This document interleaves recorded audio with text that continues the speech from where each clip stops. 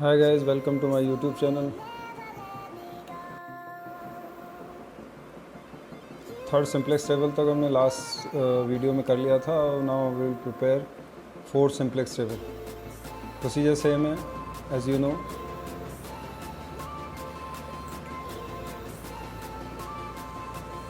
देखिए, top of the table same रहता है हर टेबल में। C J, C B, B, X B, वो सारे variables x1, x2, x3 and so on. इनके कोएफिशिएंट्स ऑब्जेक्टिव फंक्शन में ये देखिए,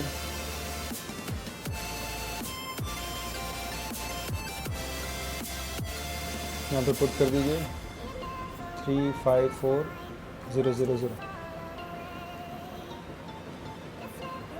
ये थर्ड सिंपलेक्स टेबल था। इसमें कि कॉलम का वेरिएबल की रो के वेरिएबल को रिप्लेस कर देगा। मतलब ये x1 s3 की जगह ले लेगा, s3 यहाँ से हट जाएगा और x1 आ जाएगा। देखिए कैसे। और बाकी वेरिएबल्स एज इट इज़ रहेंगे। बेसिक वेरिएबल कॉलम में x2, x2, x3,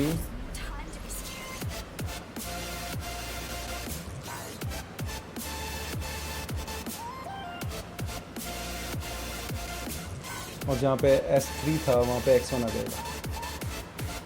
और करस्पॉन्डिंग इनके कोएफिशिएंट्स जो ऑब्जेक्टिव फंक्शन में है 5, 4 एंड 3। यहाँ तक आपको समझ में आ गया होगा। अब देखिए, हमें न्यू सिंपलेक्स टेबल में जाने के लिए सबसे पहले क्या करना होता है कि रो को उठाइए, की रो के सारे एलिमेंट्स को की एलिमेंट से डिवाइड करके एज इट इज़ पुट कर दीजिए। क्या करना है, की रो के सारे एलिमेंट्स को की एलिमेंट से डिवाइड करके 1 बाय 1 उन्हीं की प्लेस पे पुट कर दीजिए। वो नए एलिमेंट्स मिल गए।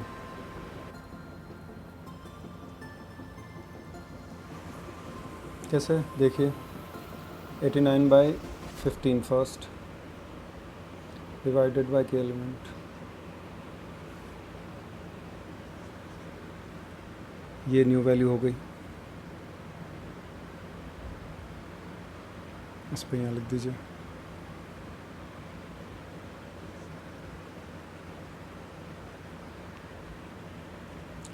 नेक्स्ट, की एलिमेंट खुद ही है। की एलिमेंट डिवाइडेड बाय की एलिमेंट 1 आएगा।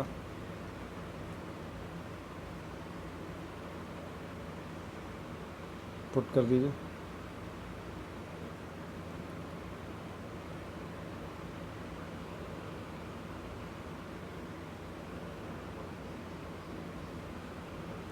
नेक्स्ट, 0 है। 0 डिवाइडेड बाय की एलिमेंट 0 डिवाइडेड बाय 41/15 0 ही आएगा। 0 पुट कर दीजिए।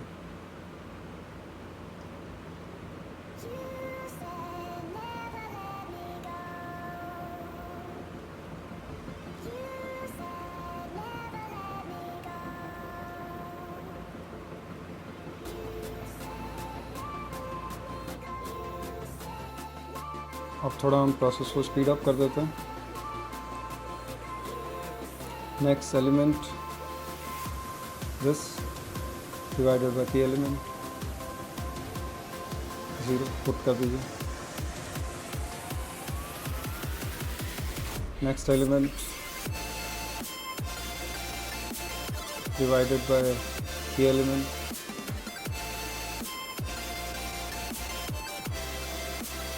-2/41 पुट कर दीजिए।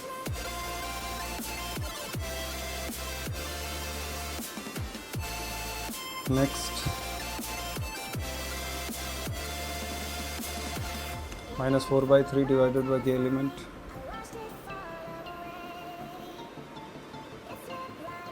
-12/41 पुट कर दीजिए।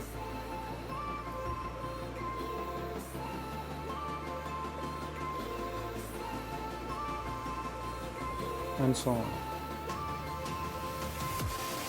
अगला एलिमेंट भी ऐसे कैलकुलेट करना है।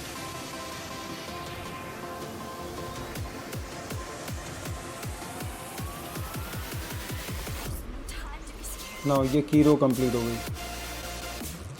नाउ द क्वेश्चन इज़ कि बाकी 2 रोज़ के बारे में हमें क्या करना है। मैंने आपको बताया था वो फार्मूला अप्लाई करना है और एक एक एलिमेंट इसका कैलकुलेट करना है। क्या फार्मूला है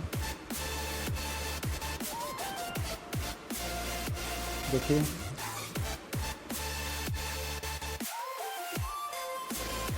new value is equal to old value minus corresponding की column value multiplied by corresponding की रो वैल्यू। करस्पॉन्डिंग मतलब आमने सामने की, अपॉन की एलिमेंट।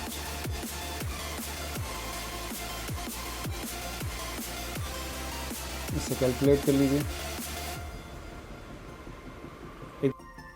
जैसे इस प्लेस के लिए कैलकुलेट करना है तो 8/3 ओल्ड वैल्यू करस्पॉन्डिंग की कॉलम वैल्यू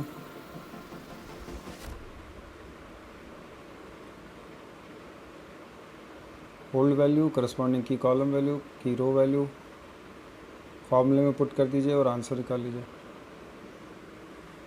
इसमें कैलकुलेटर यूज़ नहीं करना है आपको, अपॉन में ही वैल्यूज़ रहने देना है, अदरवाइज़ गलत हो जाएगा।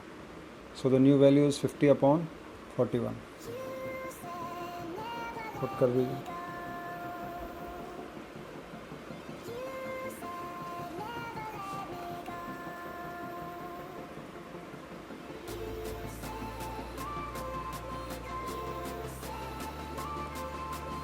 नेक्स्ट वैल्यू की कॉलम की सारी वैल्यूज़ की एलिमेंट के अलावा 0 आती है, तो 2/3 की जगह भी 0 आएगा न्यू वैल्यू। अगर आप कैलकुलेट करना चाहें तो करके देख सकते हैं।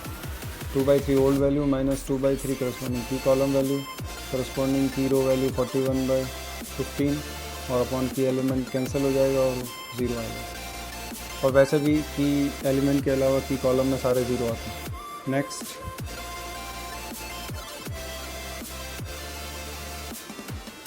तो कैलकुलेट कर लीजिए।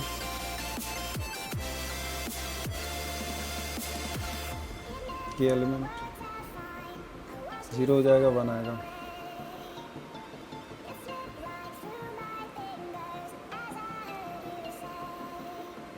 नेक्स्ट ओल्ड वैल्यू करस्पॉन्डिंग की कॉलम वैल्यू करस्पॉन्डिंग की रो वैल्यू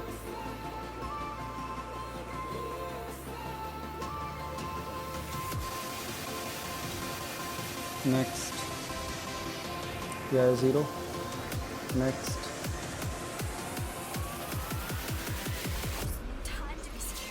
ओल्ड वैल्यू की कॉलम वैल्यू की रो वैल्यू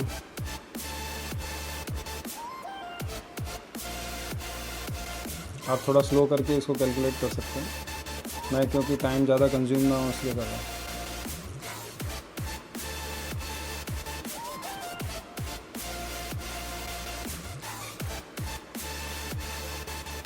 (15/41) यहाँ पे पुट कर दीजिए। अब इस रो के बारे में first value next value direct calculate करके लिखें एन -10/40। क्या आप कैलकुलेट कर लीजिएगा। करस्पॉन्डिंग की कॉलम वैल्यू करस्पॉन्डिंग की रो वैल्यू कैलकुलेट करते हैं। ओल्ड वैल्यू माइनस अपॉन की एलिमेंट, ये आएगा 62/41। मैंने थोड़ा स्पीड अप कर दिया, ये वैल्यू इसमें पुट कर दीजिए। नेक्स्ट क्योंकि की कॉलम की वैल्यू है इसलिए 0 ही आएगी, अदर देन की एलिमेंट 0 पुट कर दीजिए। नेक्स्ट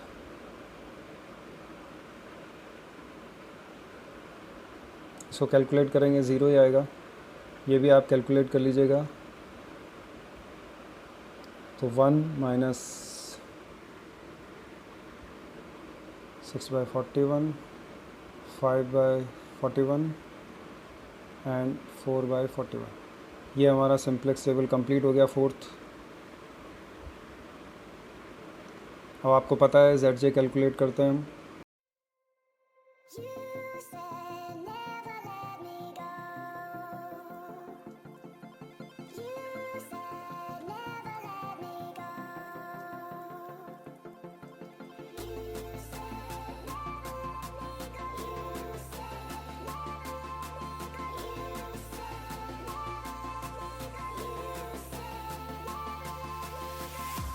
तो देखिए ZJ कैलकुलेट करने के लिए this into this plus this into this plus this into this 3 4 5 ये सारे कैलकुलेट करके आप लिख सकते हैं। मैंने डायरेक्ट कर दिया। Now CJ minus ZJ, CJ ये रहा, ZJ 3 minus 3 0, 5 minus 5 0, 0 and so on.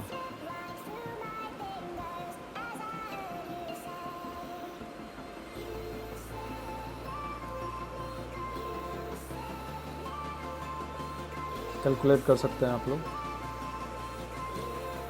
Now the fourth simplex table is complete. Now you can see CJ minus ZJ row, every element is either 0 or negative, either less than 0 or 0.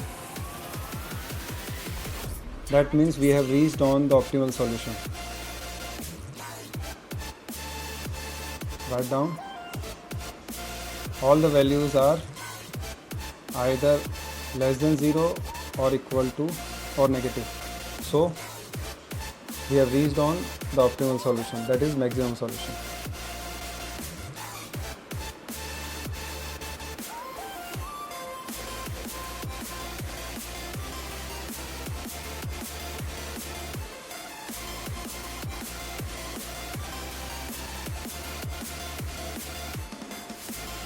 And the optimal solution, that is maximum solution,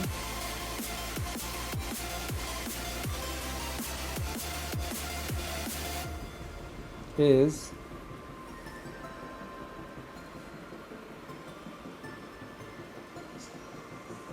x1 is equal to this, x2 is equal to 50 upon 41, x3 is equal to 62 upon 41, and the maximum z value is equal to, आप objective function से find कर सकते हैं, 765 upon 41 आएगा। ये अगर table में देखना चाहें तो ये इसका सॉल्यूशन है। x1 x2 x3 ये तीनों वैल्यूज़ हैं। इसको आप ऑब्जेक्टिव फंक्शन में पुट कर दीजिए, you will get the answer.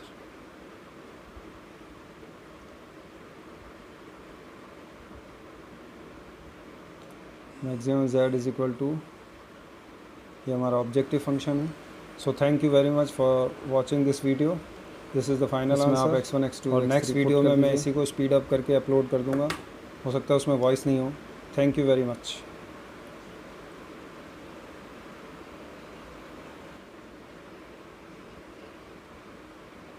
तो इसको जब हम सॉल्व करेंगे तो ये आंसर आएगा 765 upon 41। This is the final answer.